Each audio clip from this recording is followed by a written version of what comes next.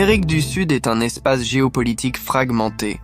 Ses économies et relations commerciales se sont développées pour être tournées vers l'extérieur, et les raisons de cela étaient à la fois géographiques et politiques. Géographiquement, les frontières naturelles divisent le continent. La chaîne de montagnes des Andes s'étend le long de son épine dorsale sur 9000 km à une altitude moyenne de 4 km. La dense forêt amazonienne domine le centre continental, couvrant une superficie 8 fois la taille du Texas. Pendant ce temps, au nord, les cordillères colombiennes séparent le bassin amazonien de la côte des Caraïbes. Politiquement, les histoires coloniales ont modelé les économies nationales. Les États ont été construits autour de l'extraction des ressources, parfois d'une seule marchandise. Les matières premières étaient expédiées vers les centres industriels d'Europe et d'Amérique du Nord. Et comme les États sud-américains ne produisaient pas de biens finis, il y avait peu d'incitation à développer des liens commerciaux régionaux ou à construire des réseaux de transport transcontinentaux. De plus, la plupart des échanges Est-Ouest passaient par le canal de Panama, rendant le développement routier et ferroviaire non rentable.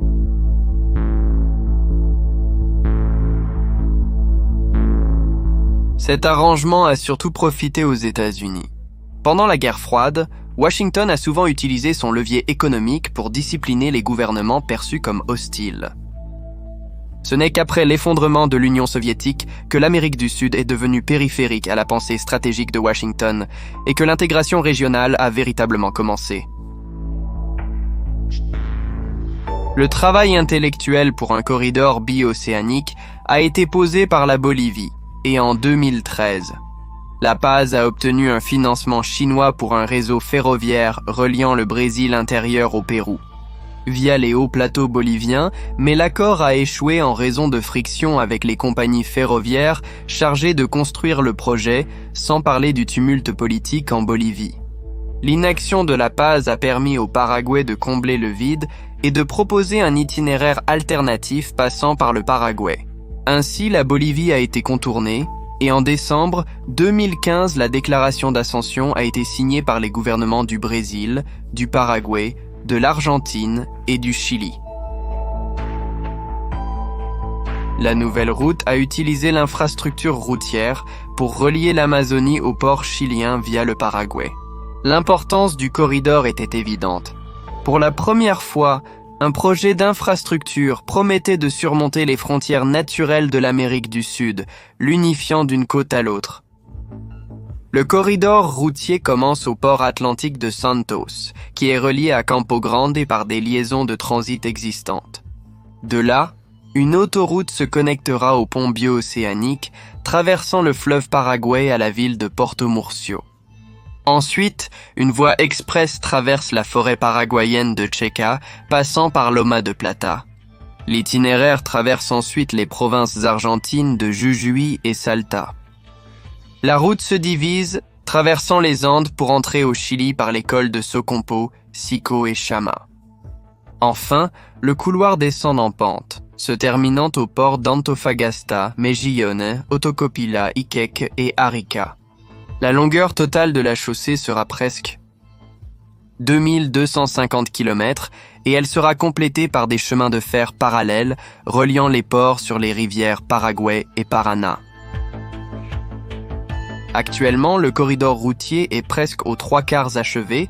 Seuls quelques segments restent inachevés, y compris le pont bio-océanique et l'autoroute de connexion du côté paraguayen, coûtant respectivement 103 millions de dollars et 445 millions de dollars.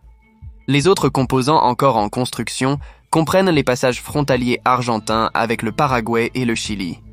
Quoi qu'il en soit, une fois achevé, le corridor bio-océanique profitera probablement aux 4 pays. Pour le Brésil, la nouvelle route facilitera les exportations de maïs et de soja vers les marchés asiatiques, en particulier pour la province de Mato Grosso do Sul, où plus des 2/3 des exportations sont déjà destinées à l'Asie-Pacifique. Contourner le cap Horn et le canal de Panama permettra à la province de Mato Grosso do Sul de récolter 500 millions de dollars supplémentaires par an, soit environ 10% de son produit intérieur brut. Pendant ce temps, le projet a apporté une infrastructure routière très nécessaire au Paraguay. Avant 2018, une portion du pays de la taille de l'Autriche n'avait pas de route pavée. Depuis lors, 3000 km de routes ont été pavées, plus que le reste de l'histoire du Paraguay combiné. Pour l'Argentine, le corridor développera ses régions du nord.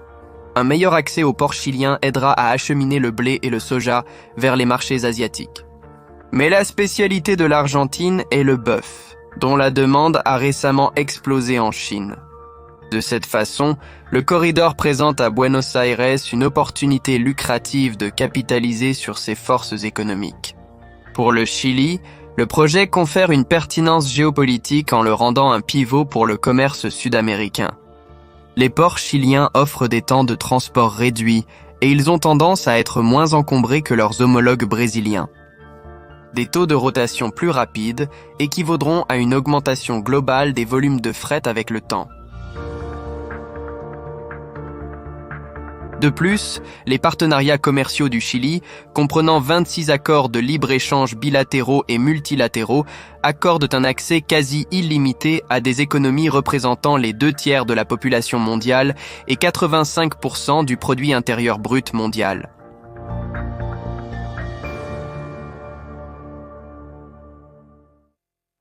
Pourtant, il y a des inconvénients.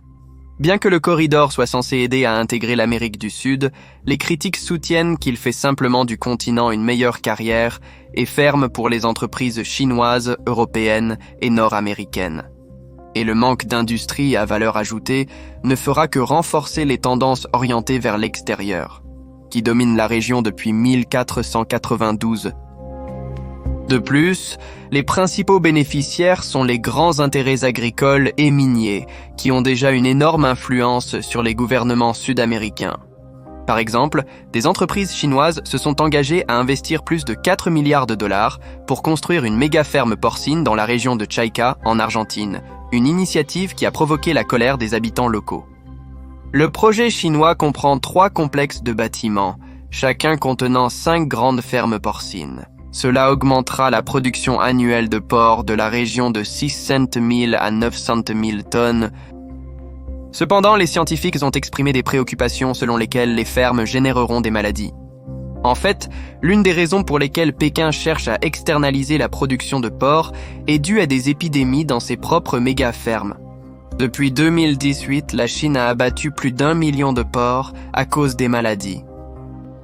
Et puisque le changement climatique pousse les maladies tropicales vers les latitudes inférieures, l'Argentine pourrait elle-même être l'hôte de nouvelles épidémies.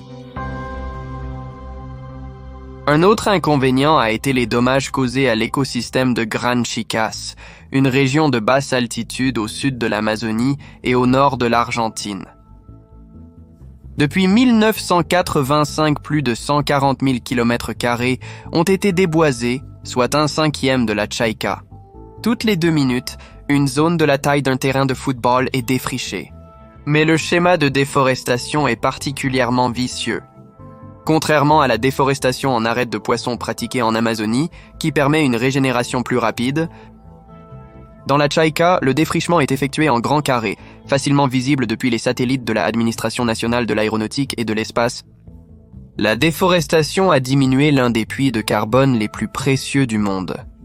Les populations indigènes locales ont été privées de leurs moyens de subsistance et la nouvelle route met en danger des espèces rares. Les léopards, les jaguars, les tatous géants et les loups à crinière finissent souvent comme victimes de la route. Et bien que le corridor bio-océanique ait des passages pour la faune, l'impact écologique ne fera que s'amplifier une fois le chemin de fer parallèle construit.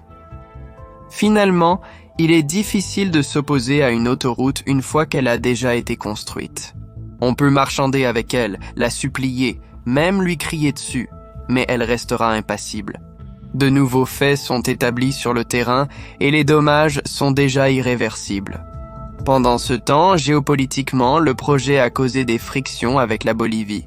La Paz a exprimé son agacement d'être mise à l'écart du projet.